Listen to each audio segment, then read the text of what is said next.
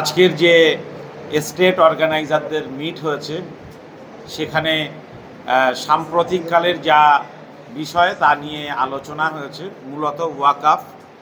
এ বিষয়টি সবার কথা শোনার পরে আমাদের অল ইন্ডিয়া মুসলিম পার্সোনাল ল বোর্ডের সর্বভারতীয় অন্যতম নেতৃত্ব, অল ইন্ডিয়া মুসলিম পার্সোনাল ল বোর্ডের ন্যাশনাল এক্সিকিউটিভ কমিটির সদস্য হজরত মৌলানা আবু তালিব রহমানী সাহেব, তিনি আপনাদের সামনে কিছু কথা রাখেন। 12 অক্টোবর রবিবারের দিন আমাদের ভারতের কেন্দ্র দিল্লিতে অল ইন্ডিয়া মুসলিম পার্সোনাল ল বোর্ডের ওয়ার্কিং কমিটির একটা গুরুত্বপূর্ণ মিটিং হলো। সেই মিটিংয়ে সারা ভারতের যত মাননীয় এবং সম্মানীয় সদস্য রয়েছেন, এক্সিকিউটিভ কমিটির সদস্যরা, ওনারা সবাই জমা হলেন। সেখানে কয়েকটি খুবই গুরুত্বপূর্ণ এবং ভেরি ইম্পর্টেন্ট সিদ্ধান্ত নেওয়া হয়েছে। সেই সিদ্ধান্ত বিষয়ে আমরা একটা বিশেষ আলোচনার জন্য আজকে এখানে উপস্থিত হলাম।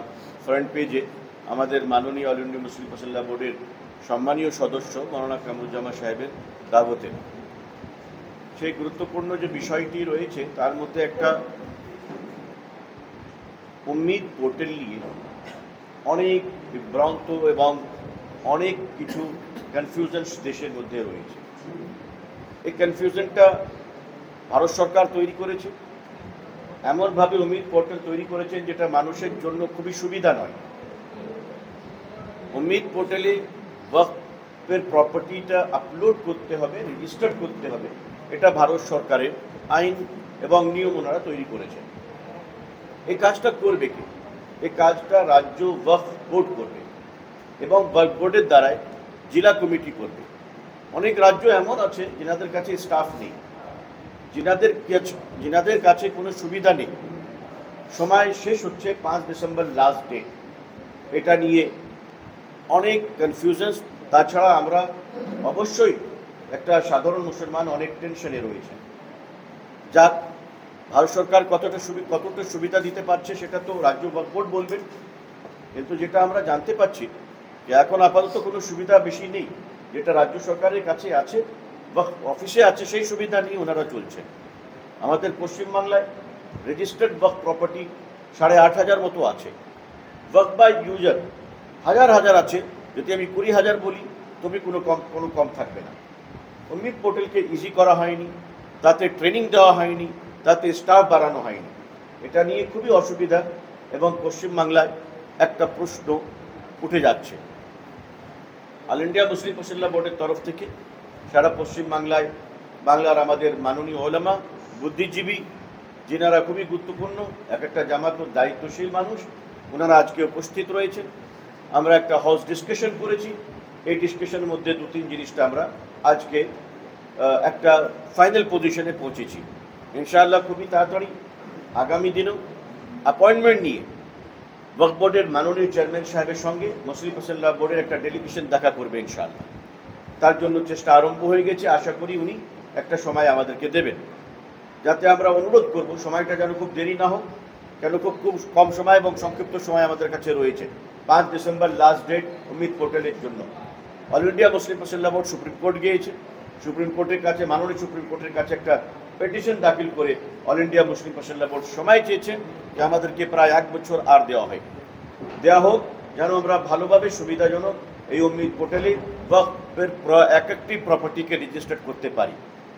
তার কারণ সেই জন্য এবং সেই কারণে সুবিধার জন্য এবং পরিস্থিতিকে জানার জন্য আমরা ওয়াকফ বোর্ডের মাননীয় রাজ্য চেয়ারম্যান সাহেবের সঙ্গে দেখা করে জানতে চাই, যদি ওনাকে কোনো সুবিধা চায় তো সেই সুবিধা যদি সরকার প্রোভাইড করছে খুবই ভালো। যদি কোনো কারণবশত না হচ্ছে তো অবশ্যই আমরা ওনার জন্য কিছু সহযোগিতা এবং সাহায্য এবং সুবিধা করার জন্য চেষ্টা করব ইনশাআল্লাহ। যেন একটা প্রপার্টি, প্রত্যেক প্রপার্টি যেন উম্মিদ পোর্টালে রেজিস্টার্ড হয়ে যায়, কোনো প্রপার্টি যেন ছাড়া না হয়। আমাদের এই হাউস ডিসকাশনে একটা খুব মারাত্মপূর্ণ এবং সাংঘাতিক ইনফরমেশন এসেছে। অনেক ওয়াকফ বাই ইউজার প্রপার্টি এমন রয়েছে যেটা ওয়াকফ বোর্ডে এনরোলমেন্ট না করে গভর্নমেন্টের কাগজে চলে যাচ্ছে খতিয়ান নাম্বার 1, মানে সেটা সরকারি প্রপার্টি। কিন্তু এটা সত্যিকারই এটা আরও জানার বিষয় আছে, আমি সমস্ত জানিনি কি এটা কীভাবে হচ্ছে। ওয়াকফের যে জমি রয়েছে, যে জমি ওয়াকফ বাই ইউজার ইয়া নন ইউজার, রেজিস্টার্ড আর আনরেজিস্টার্ড, সেটা ওয়াকফেই থাকবে, সেটা কিয়ামত পর্যন্ত সরকারি জমি হতে পারে না। যদি এইভাবে কোনো চক্রান্ত কনস্পিরেসি চলছে, সেটা অবশ্যই আমাদেরকে দেখতে হবে। আমি দায়িত্ব দিয়েছি আমাদের ভাইদেরকে, এটা বিষয় আমাকে দিন, আমি অল ইন্ডিয়া মুসলিম ফাসিল্লাহ বোর্ড সেন্ট্রাল কমিটিকে এটা পাঠাবো, এটা কিভাবে হচ্ছে। আশা করি রাজ্য সরকারও এই বিষয়ে তিনিও একটা অ্যাকশন নেবেন, যে যেটা ওয়াকফ প্রপার্টি আছে, কবরস্থান আছে, মসজিদের প্রপার্টি আছে, ওয়াকফের প্রপার্টির উপরে রাস্তা তৈরি হচ্ছে, সেটা কিভাবে সরকারি জমি হয়ে যাবে।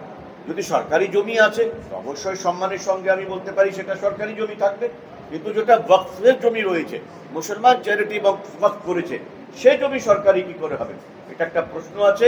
এবং ওয়াকফকে, ওয়াকফ বোর্ড, রাজ্য ওয়াকফ বোর্ডকে এইভাবে খুব লক্ষ্য করা উচিত যে ওর থাকা সত্ত্বেও ওয়াকফ কমিটি রয়েছেন, রাজ্য কমিটি রয়েছেন, রাজ্য চেয়ারম্যান রয়েছেন, ওয়াকফ বোর্ডের মেম্বার রয়েছেন, মাননীয় সিও রয়েছেন, চিফ এক্সিকিউটিভ অফিসার, এছাড়াও এভাবে কিভাবে 38 নম্বর 1-এ চলে যাচ্ছে, এটা একটা সত্যিকারই আমাদের জন্য একটা সিরিয়াস বিষয়, সিরিয়াস বিষয়ের উপর আলোচনা হচ্ছে। আমরা খুব তাড়াতাড়ি এই বিষয়ে একটা ওয়ার্কশপ রাখার জন্য চেষ্টা করছি। আর যদি ওয়াকফ বোর্ড, রাজ্য ওয়াকফ বোর্ড আমাদেরকে অনুমতি দেবেন, তাহলে সে ওনার অনুমতি নিয়ে, সরকারি অনুমতি নিয়ে আমরা প্রত্যেক ডিস্ট্রিক্টে একটা হেল্প ডেস্ক করার জন্য চেষ্টা করছি। যেমনভাবে আমাদের ছেলেরা, আইটি এক্সপার্টরা কম্পিউটার নিয়ে আধার কার্ড তৈরি করেন, প্যান কার্ড তৈরি করেন, ভোটার আইডি কার্ড তৈরি করেন, তো ওনাদেরকে ট্রেনিং দিয়ে ওয়াকফ বোর্ডের অনুমতি নিয়ে এবং ওয়াকফ বোর্ডের পারমিশন নিয়ে ওনাদেরকে এটা পারমিশন দেওয়া হোক, ওনাদেরকে একটা নাম্বার প্রোভাইড করা হোক, তাকে ওনারা ডিস্ট্রিক্টে বসে মোতাবল্লি সাহেবদের জমি জায়গাটা অমিত পোর্টালে আপলোড করে সেটা ওয়াকফে যেন অ্যাকসেপ্টেবল হয়, আর সেন্ট্রাল গভর্নমেন্টের মধ্যে অ্যাকসেপ্টেবল হয়। 5 ডিসেম্বর লাস্ট ডেট, যেনারা ওয়াকফ জমির মোতাবল্লি রয়েছে। আর যে জমি, যেমন কবরস্থান, অনেক মসজিদ যার কোনো জায়গা, যার কোনো কাগজ নেই, দলিল নেই, তেনারাও ওয়াকফে অমিত পোর্টালে রেজিস্টার করতে পারেন। তার মধ্যে কি অপশন আছে সেটা ওনারাই বলবেন যিনারা রেজিস্টার করছেন। আমি পশ্চিমবঙ্গ রাজ্য ওয়াকফ কমিটির কাছে অনুরোধ করব যে আপনারা এইভাবে এই বিষয়ে একটা ভালোভাবে সাংবাদিক সম্মেলন করে জনগণকে জানান, অ্যাডভার্টাইজমেন্ট দেন, অসুবিধা কিভাবে হবে, কত হয়েছে এখন পর্যন্ত সেটাও জানান, যেন কোনো বিভ্রান্ত এবং চক্রান্ত না থাকে, সিচুয়েশনটা যেন স্পষ্ট হয়ে যায়। এই বিষয়ে আমাদের হাউস ডিসকাশন হলো, খুবই ভালো, আপনারা এসছেন, আপনাদেরকেও ধন্যবাদ জানাই।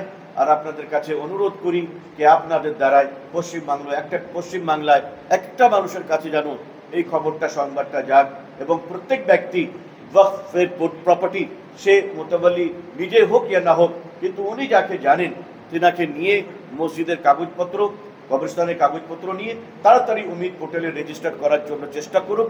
আমি রাজ্য ওয়াকফ অফিসকে এটাও অনুরোধ করব যে পশ্চিমবঙ্গ ওয়াকফ স্টেট কমিটি একটা হেল্প ডেস্ক নম্বর রিলিজ করুক, সে নম্বরে মানুষ ফোন করে জানবে যে ওর কী বিষয় আছে, কি অসুবিধে আছে, সেই অসুবিধাটার সমাধান কী হবে, এটা ওয়াকফ কমিটির দায়িত্ব রয়েছে। অনেক আপনাদের ধন্যবাদ, খুবই ধন্যবাদ।